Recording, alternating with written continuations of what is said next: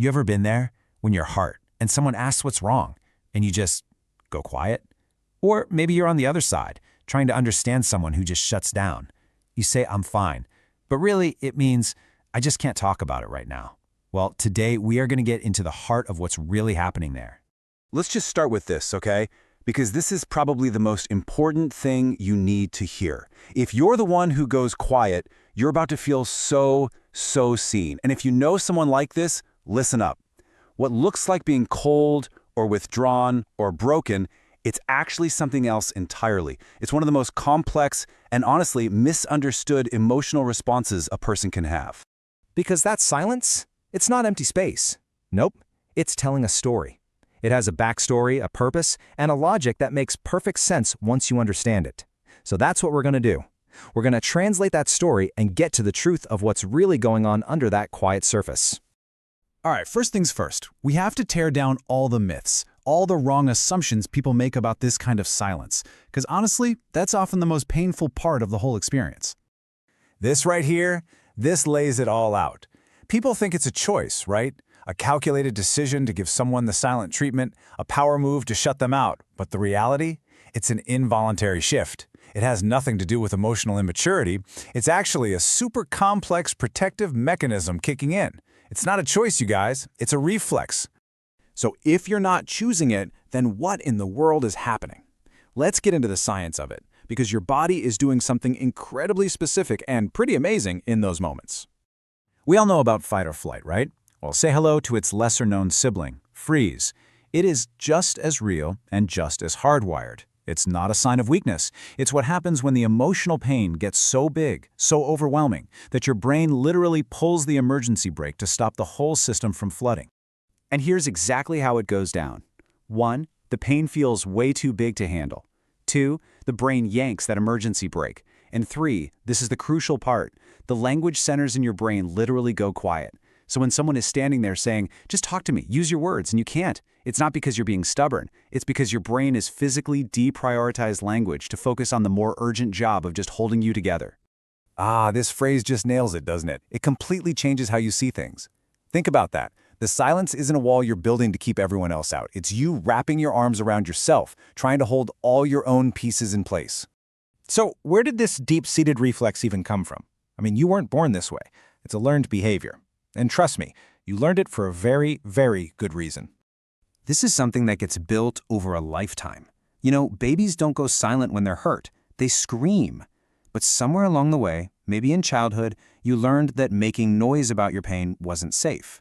Maybe your feelings were ignored, or you were punished for them. So you adapted. You learned that silence was a shield. It was a survival skill. And now, as an adult, that same old wiring gets tripped by stress because your nervous system remembers the lesson. And this is the point I really want you to hear. This is not something wrong with you. It is something that worked for you.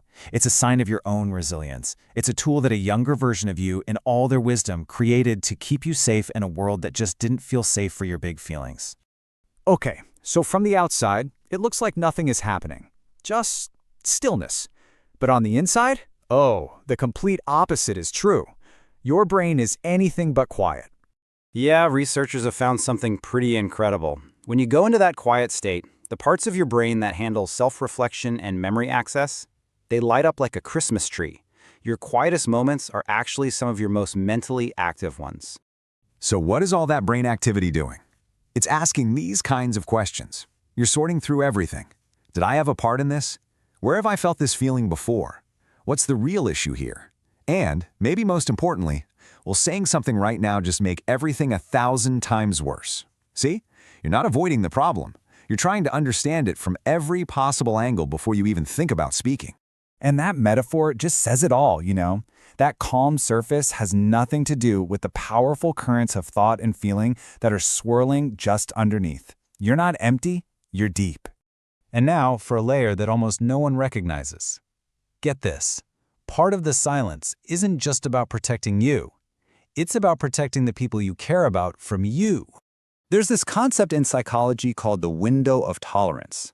Basically, it's that sweet spot where you can have a real, constructive conversation. But when you get pushed outside that window by big emotions, well, nothing good or productive is going to happen. And at some deep level, you know that. And that is the absolute key. You go quiet. Because you know that if you try to talk when the pain is that raw and intense, it won't be a conversation. It'll be an explosion. And you might say things you can't ever take back. So you wait. Not to punish the other person, but to preserve the relationship itself. So, where does that leave us? What do we do with all this information? How do we go from being so misunderstood to feeling finally like we're actually being seen? Well, here's the painful irony of it all.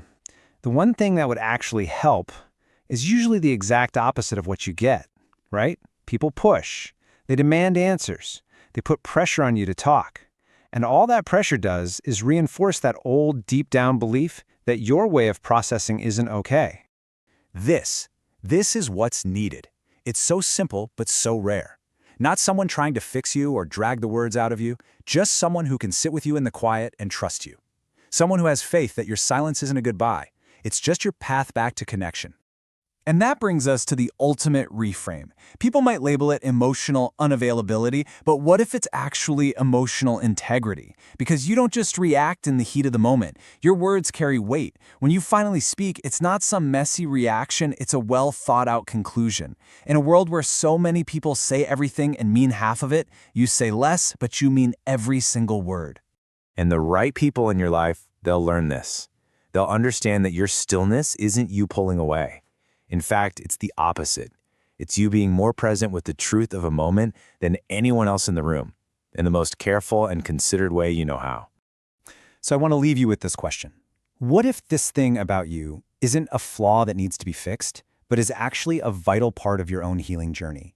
What if it's a sign that you are already, right in this moment, in the process of healing yourself? What becomes possible when you can finally look at your silence not as a weakness, but as your own quiet, profound strength?